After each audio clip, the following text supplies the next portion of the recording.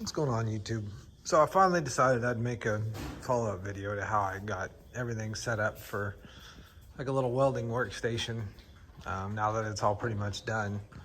Got this table from Northern Tool. It's made by Clutch, and it's, you know, I think for no more than I know, and for starting out, it should be pretty good for a decent little fixture table. It's I want to say 24 by 36.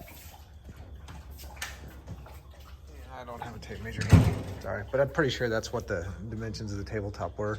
And it's, you know, it's decent height. You know, you can set at it and learn to TIG weld. Comes with a lot of different methods to hold down whatever you're working on. You know, you get these, which will work for, like, you know, flats or pieces of pipe, stuff like that. These are more like a stop that you can, you know, if you're gonna put, you need to put something against it, it'll keep it in place. These are clamps that these screws feed into, and the cool part about them is they've got magnets on them, so you can stick them underneath and then put your screw into. So if you were gonna, you know, needed to secure something with one of these, put it on top of your piece and then tighten it down. And those also work in conjunction with these guys, so that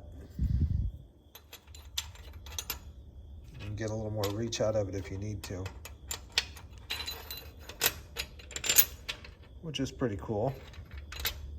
The top's not real thick, as you can see, but you know, it was like $189 on sale at Northern Tool, and it's a pretty nice table, I think. I mean, it'll be good to start with. It's got adjustable feet to where you can level it out, and as I say, it'd be pretty nice just to be able to hook your ground clamp to the table and weld on your work. I've been trying to teach myself how to TIG weld and watching a lot of YouTube videos on it, and it's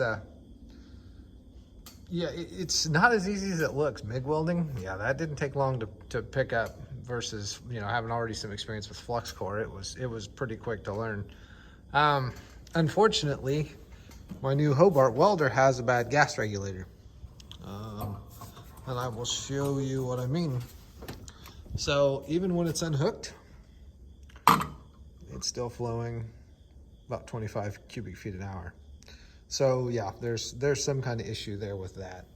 I'm gonna have to get that addressed with, I've contacted Hobart. They're sending a new regulator out. Yeah, they were real quick to get that done once I explained what the issue was. And then, so this is that Harbor Freight Chicago Electric cart. For the price, it seems pretty good. It's got a decent amount of storage in it for, you know, different things that you want to store in it.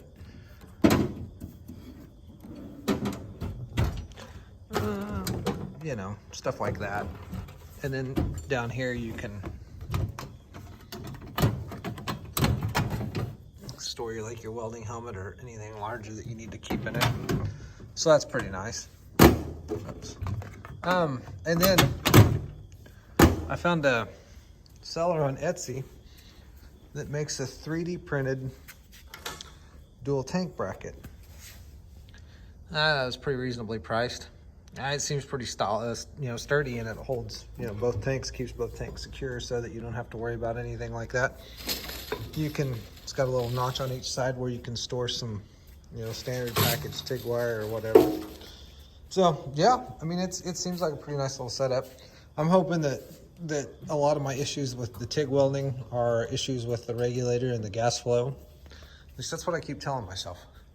So yeah, I thought I'd just make a little update to what this ended up looking like. I'm gonna have to hang a light above the table. I was trying to do some lower amperage stuff, and with this auto darkening helmet, even on shade 9, like the 20 and 30 amp stuff is kind of hard to see. So we'll get that probably hung up sometime soon, hopefully this weekend, and you know, get a little more practice in. Hopefully that new regulator shows up soon. I'd like to you know, eliminate that as a possibility. Somebody else had recommended like a flow valve that has like a ball that will actually show your flow a little more I guess, accurately when it's got like the little ball inside a tube that floats within the flow of the gas itself. So I may look at one of those. One of the big projects I want to do with this is build a set of stainless steel custom headers for my truck. And I know you have to basically purge the inside of the header when you're doing the weld out with argon to keep it from, I think to me it looks like the weld will corrode on the inside if you don't when you're welding. And I've noticed they've got some of those regulators with dual flow where I'd be able to run one hose in and seal off all the entrances and exits to the header, and then be able to purge that header with argon before I welded it out. So may look at one of those, but that's a ways down the road. I've got a lot to learn about TIG welding before I try to take anything like that on. In other news, I guess we can talk about this real quick. This is just going to be a short video. I've got a lot of stuff on my plate this week. So the transmission's coming back out of the truck. Everything's ordered from Dennis Key to reseal it. It's leaking to the point now where like I can't deal with it. I had to go ahead and went ahead and broke down and bought a little drippy mat from AutoZone or from Amazon, because yeah, it's stuff like that drives me nuts. So anyway, we're gonna pull that out and reseal that transmission while I'm waiting on everything else to come in.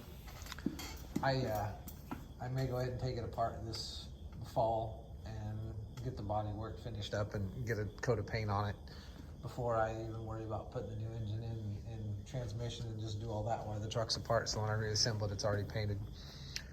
But anyway, that's just a quick update. So if you guys have any questions about anything, you know, like this welding table or anything like that, welder, bottle brackets, anything, you know, in general, just hit me up in the comments section. I'll try to answer as best I can. Thanks for watching.